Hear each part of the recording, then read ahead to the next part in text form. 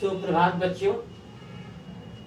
जैसा कि हम लोग जानते हैं कि कैदी और कोकिला नामक पाठ हम लोगों का चल रहा है, तो इसमें 5 भाग हैं। 3 भाग हम लोगों ने पढ़ लिया है। आज हम चौथा और 5वां भाग पढ़ेंगे। कविता का पहले हम वाचन कर रहे हैं, इसके बाद आप लोगों को हम भावार्थ बताएंगे। काली तू रजनी भी काली, काली तू रजनी भी काली, शासन की करनी भी काली। बच्चों, आप लोग ध्यान से इसको सुनेंगे। जब आप लोग किसी चीज को ध्यान से सुनते हैं तो उसका सबसे बड़ा फायदा ये होता है कि एक एक शब्द आपकी समझ में उनके भावार्थ आ जाते हैं। तो काली तू रजनी भी काली, शासन की करनी भी काली, काली लहर कल्पना काली, मेरी काल कोठरी काली। टोपी काली कमली काली, मेरी लौह श्रृंखला काली, पहरे की हूँ कृत की व्याली, तिस पर है गाली ए आली। तो खंड 4 पद्यांश काली तू रजनी भी काली से लेकर के क्यों कर हो तैराती कोकिल बोलो तो, आज हम इसको यहाँ तक देखेंगे। अब उसी का छोटा सा भाग है, इस काले संकट सागर पर, इस काले संकट सागर पर मरने की मदमाती, कोकिल बोलो तो अपने चमकीले गीतों को क्यों कर हो तैराती, क्यों कर हो तैराती कोकिल बोलो तो।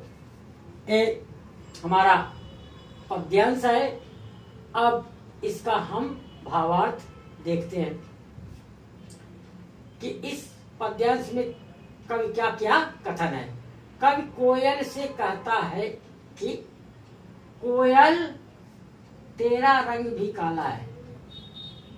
कवि जेल में बंद है और कोयल को कहता है संबोधित करके, हे कोयल तेरा रंग भी काला है और रात भी कालिमा पूर्ण है। और अंग्रेजी सरकार के कारनामे, अंग्रेजी सरकार जो हमारे भारत वासियों के ऊपर कहर ढा रही है, उसके द्वारा किए गए कृत्य भी अच्छे नहीं हैं। देश में अंग्रेजों के प्रति लहर जो उठ रही है वह भी काली है। अंग्रेजों के खिलाफ जो आवाज बुलंद हो रही है देशवासियों में आजादी के प्रति, वह भी अंग्रेजों के लिए कालिमा ही है। उसकी टोपी और कंबल भी काला है। जेल में जो दिया गया है, कभी बताता है कि जिस कोठरी में उसे रखा गया है, किससे कहता है?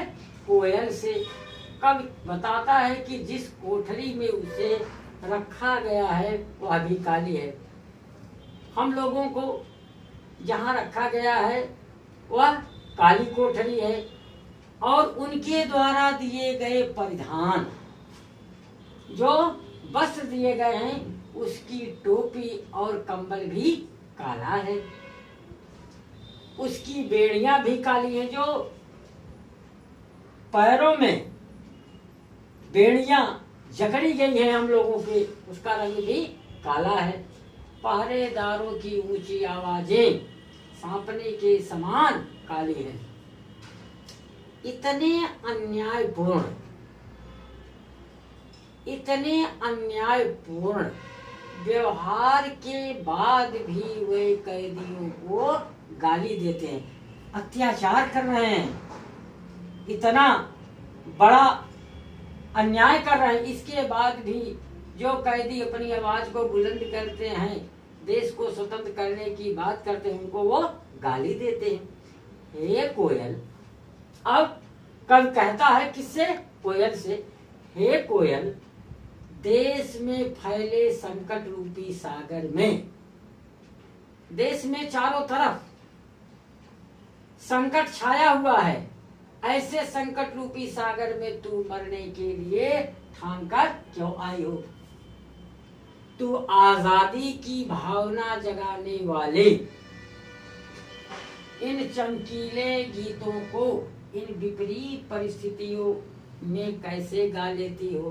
तुम देख रही कि हम लोगों का जीवन कैसे चल रहा है, देश के लोगों का जीवन कैसे बीत रहा है, ऐसी परिस्थिति में तुम्हें गीत गाने की इच्छा कैसे जाग जाती है? हे कोयल, कुछ तो बता। यानी कल कोयल से कहता कि ए कोयल, कुछ तो बताओ। तो ए बच्चों भावार्थ पद्यांश 4 का हुआ। अब 5 का हम पद्यांश का अध्ययन करेंगे। यानी पहले हम इसको वाचन करते हैं, आप लोग ध्यान से इसको सुनिए। तुझे मिली हरियाली डाली, तुझे मिली हरियाली डाली, मुझे नसीब कोठरी काली, तेरा नभ भर में संचार, मेरा 10 फुट का संसार, तेरे गीत कहाँ मैं वाह, रोना भी है मुझे गुनाह, देख विषमता तेरी मेरी, बजा रही तिस पर रणभेरी। इस हुंकृत पर अपने कृत से और कहो क्या कर दूं, कोकिल बोलो तो मोहन के व्रत पर, प्राणों का आशव किसमें भर दूं, कोकिल बोलो तो। तो बच्चों अब इसका भाव समझ लीजिए, भावार्थ देख लीजिए। कभी अपनी और कोयल की तुलना करता हुआ, कभी अपनी स्वयं की और उस कोयल की तुलना करता हुआ कहता है कि तुझे रहने के लिए पेड़ों की हरी भरी डालियां मिली हैं। तुम जो विचरण कर रही हो खुले आसमान में, तुम्हें रहने के लिए तो पेड़ों की डालियां जो सुंदर सुंदर पत्तों से हरी भरी हैं वो मिला है। लेकिन मेरी किस्मत में क्या है? मेरी किस्मत में जेल की काली कोठरी है और मुझे नसीब में 10 फुट का एक छोटा सा काला कमरा मिला हुआ है, कोठरी मिली हुई है। तू खुले आसमान में उड़ती फिरती है, तुम अपनी मर्जी से, तुम अपनी मन मर्जी से जहां चाहो इधर से उधर विचरण कर सकती हो, जिस डाल पे चाहो उस डाल पे बैठ सकती हो, जब चाहो तब तुम बोल सकती हो और जब चाहो तुम शांत रह सकती हो। लेकिन मेरे साथ क्या है? तुझे खुले आसमान में उड़ती फिरती है, जबकि मेरी दुनिया 10 फीट की कोठरी में सिमट कर रह गई है और हम अपनी मन मर्जी से कुछ भी नहीं कर सकते, ना कहीं आ सकते हैं, ना कहीं जा सकते हैं, ना गीत गा सकते हैं, कुछ भी नहीं कर सकते। तुम्हारे गीतों को लोग वाह वाह कर सुनते हैं, जब तुम बोलती हो तो सब लोग वाह वाह करके तुम्हारे स्वर को सुनते हैं और मेरा रोना धोना भी अपराध माना जाता है। कितनी विषम परिस्थिति है कि जब तुम बोलती हो तो लोग वाह वाह करते हैं, लेकिन जब हम आवाज उठाते हैं तो उस आवाज को अपराध माना जाता है। कोयल, तुम मेरे और अपने बीच के अंतर को देख, तुम हमारे और अपने बीच के अंतर को देखो। इसके बाद भी तू रणभेरी बजाकर लोगों को आजादी की लड़ाई के लिए, रणभेरी एक बाजा होता है जो सैनिकों की टुकड़ी के बीच में बजाया जाता है जब कोई उत्सव मनाते हैं। तो रणभेरी बजाकर लोगों को आजादी की लड़ाई के लिए उत्साहित कर रही हो। जब रणभेरी बजती है तो देश पर लड़ने वाले जवान में जोश उत्पन्न हो जाता है। कोयल, तेरी हुंकार से ओजस्वी रचनाएं लिखने के अलावा और क्या कर सकता हूँ। ऐ कोयल कवि, चूंकि वो कवि है, वो कहता है कि मैं जब तुम्हारी आवाज को सुनता हूँ तो मैं केवल अपने और तुम्हारे भावों को लेखनी के माध्यम से व्यक्त कर सकता हूँ।